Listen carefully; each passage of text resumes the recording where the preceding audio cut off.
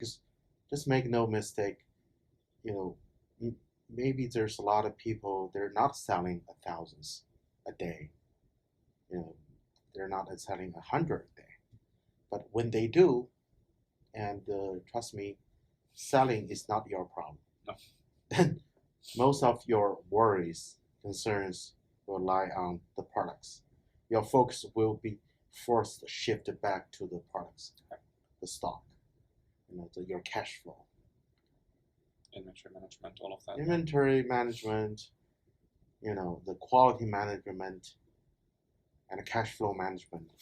But all these three management will come down to the supplier, relationship management. Yeah. If you can do that right, then you have a better time for the cash flow, and it all traces back to your your your profit management. So you need to make a very clear and understanding, make a very clear uh, understanding between you and your suppliers. That's very important. And the suppliers are not stupid. It's not like, okay, I sell you for $5 of products, then you turn around and sell for $20 or $25. Then I know you make a lot of money. They don't think that. They know that that must be hard. But I'm talking about a new way to make things easier and have a much better chance to success. So I think that's something. There's always a lot of things new that we can share with the EPS audience, and they're all in the different stage of their business, and they have very different understanding and different worries and concerns about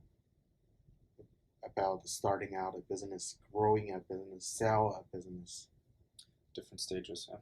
Yeah. Also, a lot of people now, I see, like I was on the phone yesterday with someone, they were on Amazon for 4 years, they're doing a lot of supplements and things like that, and now they're going out of Amazon. So they just extend, right? So branding, brand building, own online store instead of just Amazon, right?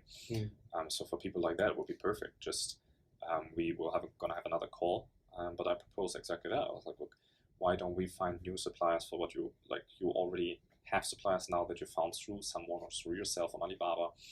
Why don't we find a better supplier for you, based on not what's the best price of the product, but based on who's most reliable and most open-minded to work with, and then how can that we can take over relationship management with their existing companies, and then also find new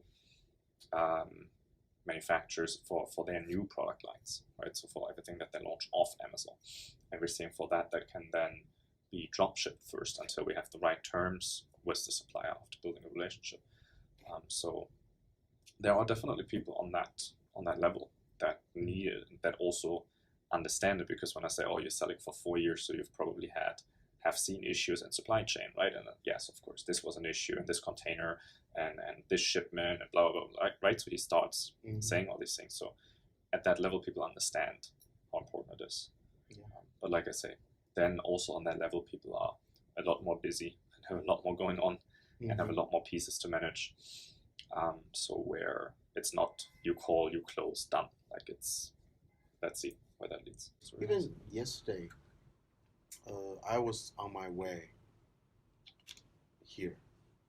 I was driving, and I just got a call from my sex oil suppliers. Said he's gonna come in Shenzhen from Dongguan, and he like to meet. So because we still have some quality issues, we need to sit down, and we need to break down why this happened. And but in the same taking So I also like to take this meeting and to find out more about what's going on their end. So I realized, uh, yesterday the meeting was good, and I think all the issues should be taken care of after the meetings.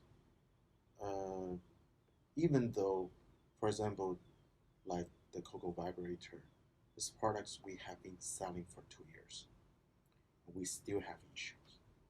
That issue is not that small things that Alice can take care of. Still need me. And sometimes the quality issue is not about. A lot of people they don't understand this. It's not about uh, how mature you think your supply chain is with this. It constantly require your attention on this.